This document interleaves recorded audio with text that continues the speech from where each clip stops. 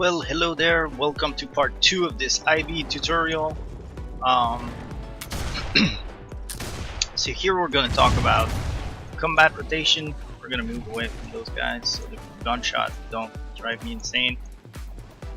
Let's find some champions right here. So the stats are done in the first videos. So what you want to do when you start a fight. So let's pull this mob. Number 1, here, apply the snare. Number 2, you buff up. Now, why specifically buff up right off the bat is because you will have no grudge. And so you want to use that time to get your armor going and your strength buff going.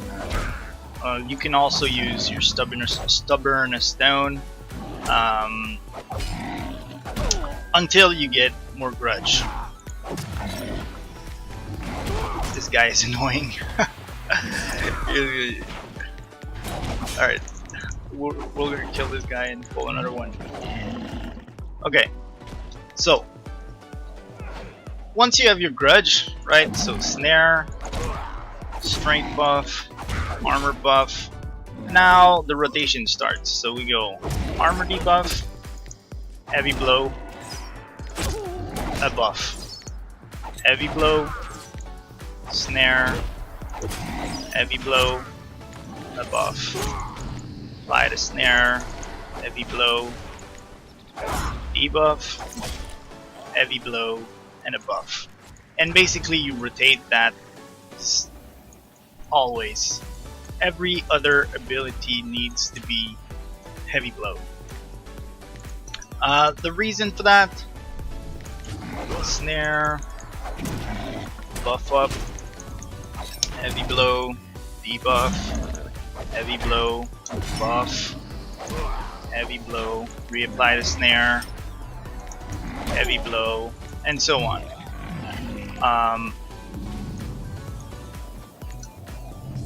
So, wait, I'm just gonna move away so I can concentrate. I can't talk and play at the same time. I'm not smart enough for that.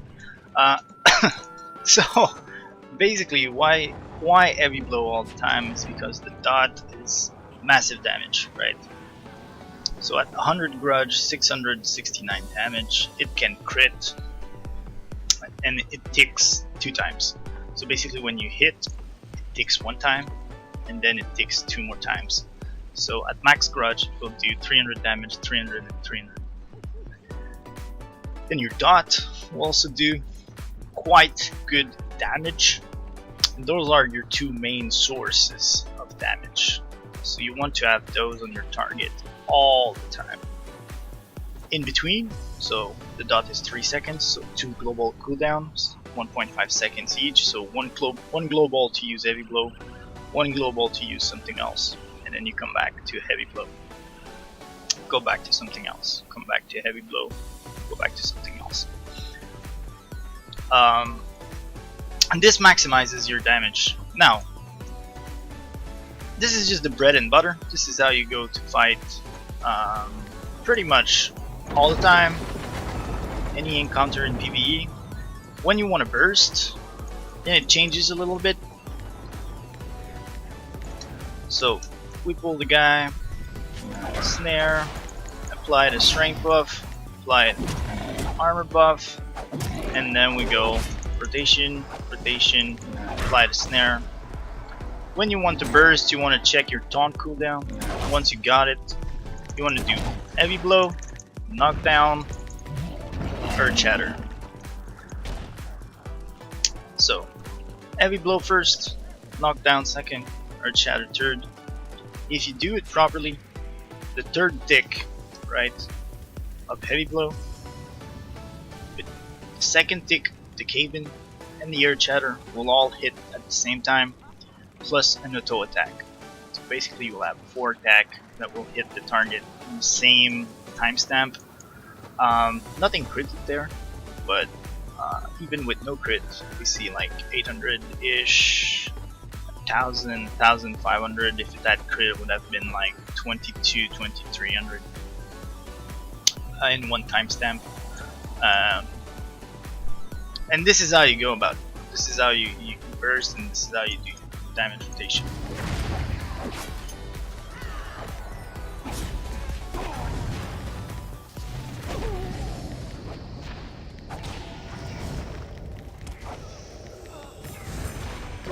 Now, this is out of the way.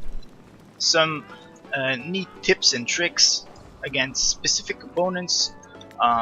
Some of the good witch elf, some other good melee will, when you fight them, it's important to mask your buff. So if I'd go like strength, they would sever it, so I would lose it, and then I need to reapply, and they would sever it again.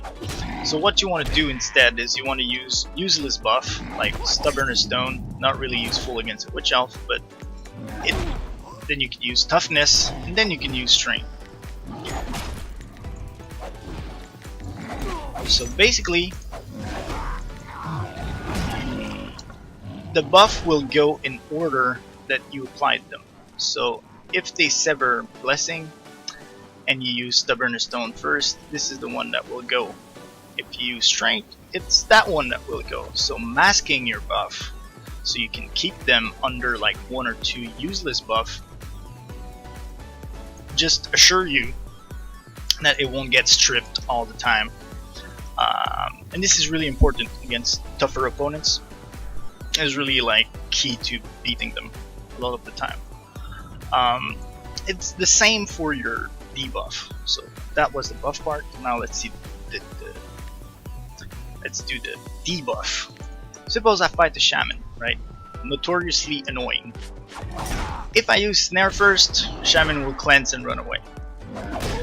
So you want to use instead something else, right? So it can be armor debuff first, and then snare, and then reapply Earth Shatter for a second snare. Armor debuff again, and re-snare. And so basically he has to cleanse 5 times to really like get the snare off. And eventually you won't be able to keep up. Right now I don't have my armor debuff in my tactic bar. I could switch it. And this is another one you can use to mask the snare, punishing knock. So right here, if I use punishing knock instead, it's the same thing. I can use it to mask. So punishing knock will be cleanse, and then I can apply the snare. So we would need 2, 3, 4, reapply the snare, 5 cleanses to get rid of it, and at some point you just won't be able to get it done. So it's really important to keep track of what order did you put the debuff on, so you can mask the ones you really want to get, mainly the snare and the punishing knock. You want to keep those 2 on when you're fighting healers and they are cleansing your debuffs. So you want to mask them with the armor debuff and Earth Shatter. That's a second snare that you can use. You can also use Kneecapper to mask.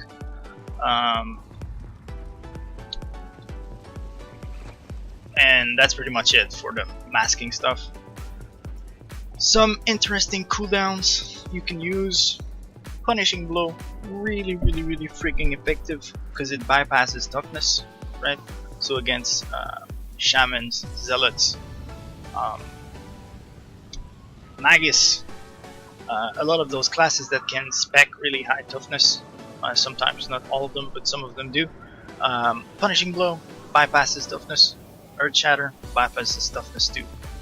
The reason for that is they don't scale of strength, they only scale of mastery. So those 2 are key against high toughness opponents. They're really good against tanks too. So keep that in mind.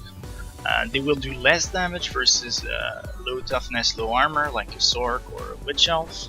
They're not particularly good. You can use Heavy Blow and it's going to do more damage. But against really high toughness opponents, those 2 are really awesome.